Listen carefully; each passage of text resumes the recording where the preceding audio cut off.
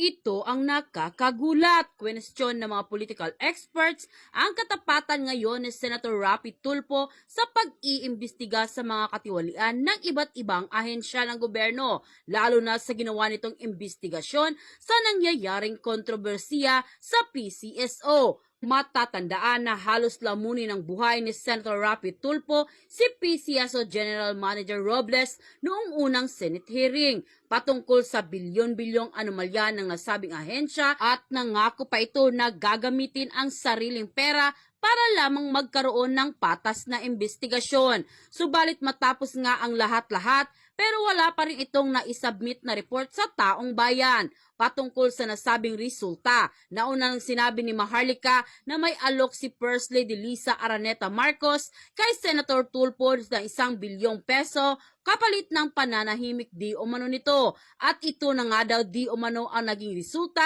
ng biglaang pagtikom ng bibig ni Senator Tulfo dahil nabusalan na ng pera para di umano itong panggastos sa susunod na halalan, na alam naman ng marami sa ating mga kababayan na may plano itong tumakbong Pangulo ng Republika ng Pilipinas. Matapos nga lumabas ang balitang ito ay umani agad ng samot-saring komento mula sa marami sa ating mga kababayan, kung saan ay marami nga sa kanila ngayon ang hindi napigilan ng kanilang sarili na maglabas ng kani-kanilang hinaing at komento sa mundo ng social media. And the netizen posted, nung kasagsagan ng investigasyon about Lotto, napakaingay ni Idol Rapi. Parang kung sinong magaling, pero bakit kaya bigla na lang tumahimik? Tulfo's brand of journalism. Ganyan ang gawain ng mga reporter, aatakihin muna ang isang taong target nila para mapilitan ito na magbigay ng pera para di mabulgar ang katiwaliang ginawa nito. Rapi Tulfo, kami naman ang hahatol sa iyo.